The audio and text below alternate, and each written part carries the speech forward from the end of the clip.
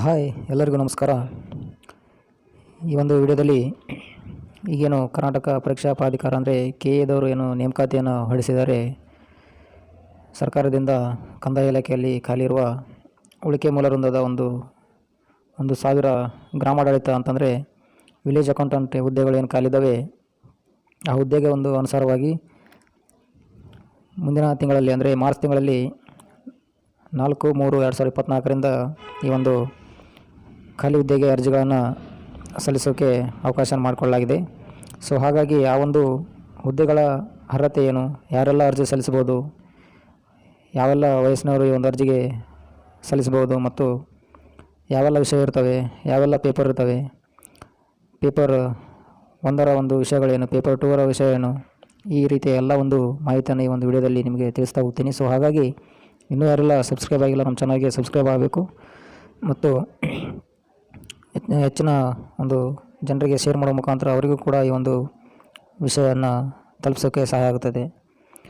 ಕರ್ನಾಟಕ ಸರ್ಕಾರದ ಕಂದಾಯ ಇಲಾಖೆಯಲ್ಲಿ ಖಾಲಿ ಇರುವ 1,000 ಗ್ರಾಮಾಡಳಿತ ಅಧಿಕಾರಿ ಹುದ್ದೆಗಳಿಗೆ ನೇರ ನೇಮಕಾತಿಯನ್ನು ಕರ್ನಾಟಕ ಪರೀಕ್ಷಾ ಪ್ರಾಧಿಕಾರದಿಂದ ಆನ್ಲೈನ್ ಮೂಲಕ ಅರ್ಜಿಯನ್ನು ನೆಕ್ಸ್ಟ್ ಮಂತ್ ಕರಿತಾ ಇದ್ದಾರೆ. ಸೊ ಹಾಗಾಗಿ ಈ ಹುದ್ದೆಗೆ ಶೈಕ್ಷಣಿಕ ಅರ್ಹತೆ ಏನಿರಬೇಕು, ಈ ಹುದ್ದೆಗೆ ಶೈಕ್ಷಣಿಕ ಅರ್ಹತೆ ಬಂದುಬಿಟ್ಟು ದ್ವಿತೀಯ PUC ಅಂದರೆ ಸೆಕೆಂಡ್ PUC ಪಾಸಾಗಿರಬೇಕು ಮತ್ತು ಅಥವಾ ತತ್ಸಮಾನ ಅಂತಂದರೆ ಆ ಹುದ್ದೆಗೆ ತಕ್ಕಂತೆ ತತ್ಸಮಾನದಲ್ಲಿ ಪಾಸಾಗಿರಬೇಕು. ಮತ್ತು ಈ ಪರೀಕ್ಷೆ CBSE ಆಗಿರ್ಬೋದು ಮತ್ತು ಸ್ಟೇಟ್ ಸಿಲೆಬಸ್ ಆಗಿರ್ಬೋದು. ಯಾರೆಲ್ಲ ವಿದ್ಯಾರ್ಥಿಗಳು ಸ್ಟೇಟ್ ಸಿಲೆಬಸ್ ಅಥವಾ CBSE ಸಿಲೆಬಸ್ನಂಥ ಹುದ್ದೆಯಲ್ಲಿ PUCಯನ್ನು ಮುಗಿಸಿರ್ತಾರೆ, ಅವರು ಕೂಡ ಈ ಅರ್ಜಿಯನ್ನು ಸಲ್ಲಿಸ್ಬೋದು. ಮತ್ತು national institute of opening school NIOS ಎಂದ ವತಿಯಿಂದ ನಡೆಸಿರ್ತಕ್ಕಂಥ ಉನ್ನತ ಪ್ರೌಢಶಾಲೆ ಅಥವಾ SSC ಅವರು ಕೂಡ ಈ ಹುದ್ದೆಗೆ ಅರ್ಜಿಯನ್ನು ಸಲ್ಲಿಸಬಹುದಾಗಿರ್ತದೆ. ಮತ್ತು 3 ವರ್ಷಗಳ ಡಿಪ್ಲೊಮೊ ಅಥವಾ 2 ವರ್ಷಗಳ ITI ಕೋರ್ಸ್ ಅಥವಾ 2 ವರ್ಷಗಳ ವೃತ್ತಿ ಶಿಕ್ಷಣ ಡಿಪ್ಲೊಮೊವನ್ನು ಮುಗಿಸಿದರೂ ಕೂಡ ಈ ಅರ್ಜಿಯನ್ನು ಅವರು ಹಾಕ್ಬೋದು. ಅಂದರೆ 3 ವರ್ಷಗಳ ಡಿಪ್ಲೊಮೊ ಅಥವಾ 2 ವರ್ಷಗಳ ITI ಕೋರ್ಸನ್ನು ಕೂಡ ಈಗ ಪದವಿಗೆ PUCಗೆ ಕನ್ಸಿಡರ್ ಮಾಡಿರೋದರಿಂದ ಸೊ ಅವರು ಕೂಡ ಈ ಹುದ್ದೆಗೆ ಅರ್ಜಿಯನ್ನು ಸಲ್ಲಿಸ್ಬೋದು ಅಂತ ಹೇಳ್ತಾ ಇದ್ದಾರೆ.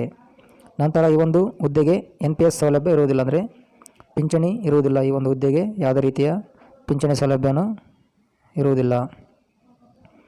ನಂತರ ವಯಸ್ಸು ಬಂದುಬಿಟ್ಟು ಸಾಮಾನ್ಯ ಅಭ್ಯರ್ಥಿಗಳಿಗೆ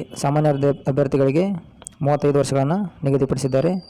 ಮತ್ತು ಪ್ರವರ್ಗ 2A 2B 3A 3B ಅಭ್ಯರ್ಥಿಗಳಿಗೆ 38 ವರ್ಷಗಳ ಏಜನ್ನು ನಿರ್ಧಾರ ಮಾಡಿದ್ದಾರೆ. ಮತ್ತು ಪರಿಶಿಷ್ಟ ಜಾತಿ ಪರಿಶಿಷ್ಟ ಪಂಗಡ ಕ್ಯಾಟಗರಿ 1 ಅಭ್ಯರ್ಥಿಗಳಿಗೆ 40 ವರ್ಷಗಳ ವಯಸ್ಸನ್ನು ನಿಗದಿಪಡಿಸಿದ್ದಾರೆ. ಇಲ್ಲಿ ತನಕ ಈ ವಯಸ್ಸಿನವರು ಈ ಅರ್ಜಿಗೆ ಸಲ್ಲಿಸಬಹುದು. ಹಾಗಾದರೆ ಈ ಅರ್ಜಿಯನ್ನು KA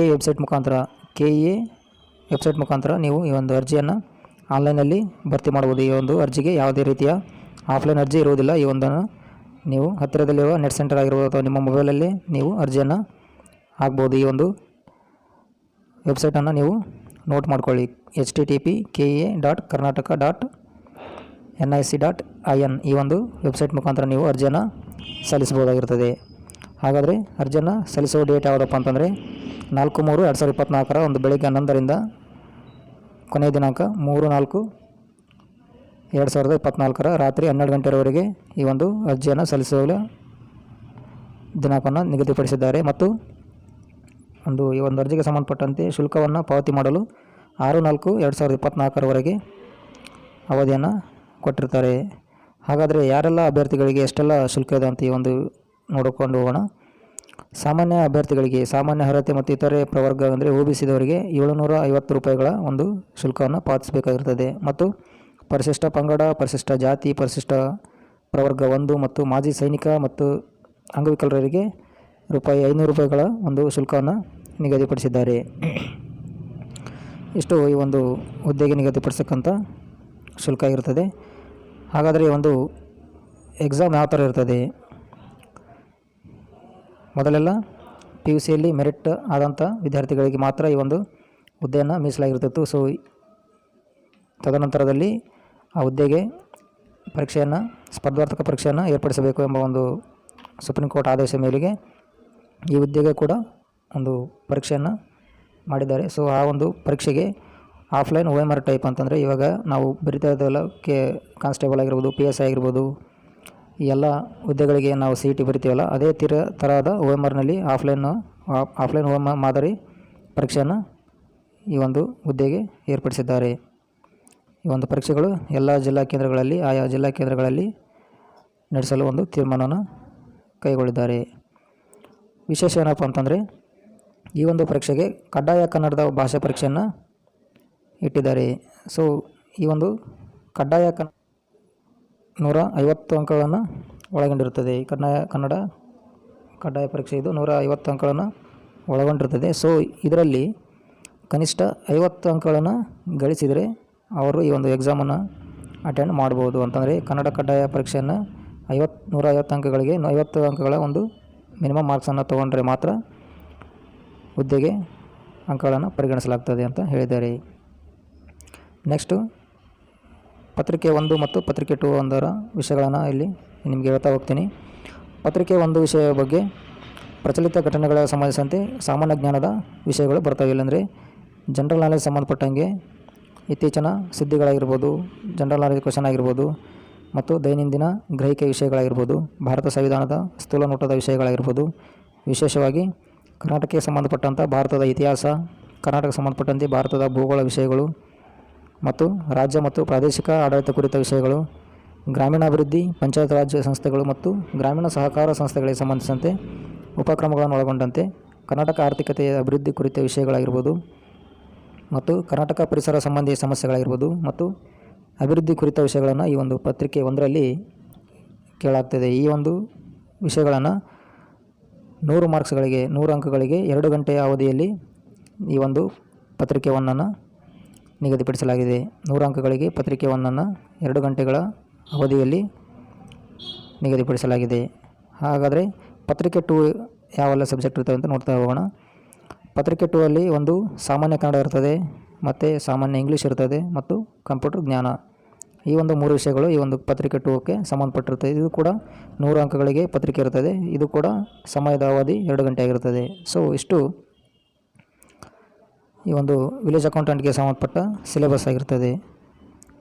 ಈ ಒಂದು ಸಿಲೆಬಸ್ ಪ್ರಕಾರ ನಂತರದಲ್ಲಿ OMR ಮೂಲಕ ಈ ಒಂದು ಎಕ್ಸಾಮ್ ನಡೆಸುವುದರಿಂದ ಆಯಾ ಜಿಲ್ಲೆಯವಾರು ಅಭ್ಯರ್ಥಿಗಳು ತಮ್ಮ ಎಕ್ಸಾಮನ್ನು ಬರಿಬೋದು. ಇದಕ್ಕೆ ವಿಶೇಷವಾಗಿ ಋಣಾತ್ಮಕ ಮೌಲ್ಯಮಾಪನವನ್ನು ಏರ್ಪಡಿಸಿದ್ದಾರೆ. ಅಂದರೆ 4 ಪರ್ಯಾಯ ಉತ್ತರಗಳಿಗೆ ಅಭ್ಯರ್ಥಿ ಯಾವುದಾದ್ರೂ ಒಂದು ಸರಿ ಉತ್ತರವನ್ನು ಆಯ್ಕೆ ಮಾಡ್ತಕ್ಕದ್ದಾಗಿರ್ತದೆ. 1 ಅಂಶದಷ್ಟು 4ನೇ 1ರಷ್ಟು ಅಂಕಗಳನ್ನು ಕಳೆಯಲಾಗುವುದು. ಅಂದರೆ 4 ತಪ್ಪು ಅಂಕಗಳಿಗೆ 4 ತಪ್ಪು ನಿರ್ಧಾರಗಳಿಗೆ ನೀವು 4 ತಪ್ಪು ಉತ್ತರಗಳನ್ನು ನೀಡಿದರೆ 1 ಸರಿ ಉತ್ತರವನ್ನು ಕಡಿತಗೊಳಿಸಲಾಗ್ತದೆ. ಸೊ ಹಾಗಾಗಿ ನೆಗೆಟಿವ್ ಮಾರ್ಕ್ಸ್ ಇರುವುದರಿಂದ ನೀವು ಎಚ್ಚರವಾಗಿ ಉತ್ತರಗಳನ್ನು ಹಾಕಬೇಕಾಗಿರ್ತದೆ. ಯಾವ ಉತ್ತರ ನಿಮಗೆ ನಿಖರವಾಗಿ ಗೊತ್ತಿರುತ್ತದೆಯೋ ಆ ಒಂದು ಉತ್ತರಗಳನ್ನು ಮಾತ್ರ ಹಾಕಿ ಬಂದರೆ ನೀವು ಆರಾಮಾಗಿ ಎಕ್ಸಾಮನ್ನು ಪಾಸ್ ಆಗ್ಬೋದು. ಸೊ ಹಾಗಾಗಿ ಗೆಸ್ ಮಾಡಿ ಹಾಕೋದ್ರಿಂದ ನಿಮಗೆ ಯಾವುದೇ ರೀತಿಯ ಲಾಭ ಇರೋದಿಲ್ಲ. ಸೊ ಇದೊಂದು ವಿಷಯ ನಿಮಗೆ ಮನವರಿಕೆ ಇರಬೇಕು. ನೆಗೆಟಿವ್ ಮಾರ್ಕ್ಸ್ ಈ ಒಂದು ಹುದ್ದೆಗೆ ಇರುತ್ತೆ. 4ನೇ 1ರಷ್ಟು 4 ತಪ್ಪು ಅಂಕಗಳಿಗೆ 1 ಸರಿಯಾದ ಉತ್ತರ ಕೂಡ ಅದು ತಪ್ಪಾಗಿ ಕಡಿತಗೊಳಿಸಲಾಗುತ್ತದೆ. ಸೊ ಹಾಗಾಗಿ ಇದೊಂದು ನೀವು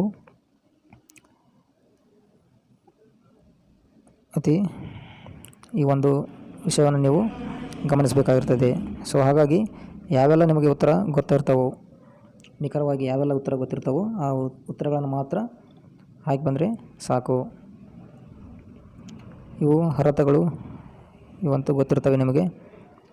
ಮತ್ತು ಒಂದು ಹುದ್ದೆಗೆ ಆಗಬೇಕಾಗಂಥ ಒಂದು ಪ್ರಮಾಣ ಪತ್ರಗಳು ಏನು ಬೇಕಪ್ಪ ಅಂತಂದರೆ ನಿಮಗೆ ಮುಖ್ಯವಾಗಿ ಜಾತಿ ಮತ್ತು ಆಧಾರ್ ಪ್ರಮಾಣ ಪತ್ರ ಇರಬೇಕು, ಮತ್ತು 10th ಮಾರ್ಕ್ಸ್ ಕಾರ್ಡ್ ಇರಬೇಕು, PUC ಮಾರ್ಕ್ಸ್ ಕಾರ್ಡ್ ಇರಬೇಕು.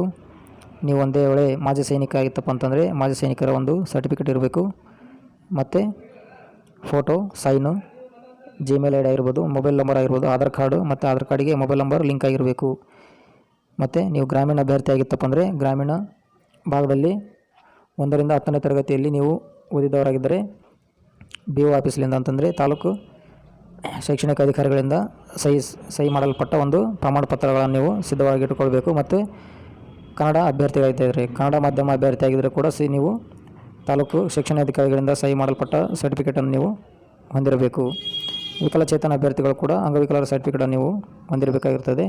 ಮತ್ತು ಅನುಚ್ಛೇದ 371, ನೀವು ಕಲ್ಯಾಣ ಕರ್ನಾಟಕಕ್ಕೆ ಸಂಬಂಧಪಟ್ಟ ಒಂದು ಅಭ್ಯರ್ಥಿಗಳಾಗಿತ್ತಪ್ಪ ಅಂತಂದರೆ 371 ಈಗಾಗಲೇ ನೀವು ತೆಗೆಸ್ಕೊಂಡಿರಬೇಕು. ಈ ಒಂದು ಎಲ್ಲ ಮಾರ್ಕ್ಸ್ ಕಾರ್ಡ್ಗಳಾಗಿರ್ಬೋದು, ಇನ್ಕಮ್ ಕಾಸ್ಟ್ ಆಗಿರ್ಬೋದು, 371 ಆಗಿರ್ಬೋದು, ಈ ಎಲ್ಲ ಸರ್ಟಿಫಿಕೇಟ್ಗಳು ನಿಮಗೆ ಹೆಚ್ಚಿನ ಒಂದು ಅಂಕಕ್ಕಾಗಿ ಅವಕಾಶ ಮಾಡಿಕೊಳ್ತವೆ. ಸೊ ಹಾಗಾಗಿ ನೀವು ಎಲ್ಲ ಸರ್ಟಿಫಿಕೇಟ್ಗಳನ್ನು ಹುದ್ದೆ ಕರೆಯುವ ಮುಂಚಿತವಾಗಿ ಸಿದ್ಧಪಡಿಸಿಕೊಂಡು ಹುದ್ದೆ ಕರೆದ ನಂತರ ಆರಾಮವಾಗಿ ನೀವು ಹುದ್ದೆಗೆ ಅರ್ಜಿಯನ್ನು ಸಲ್ಲಿಸಬಹುದಾಗಿರ್ತದೆ.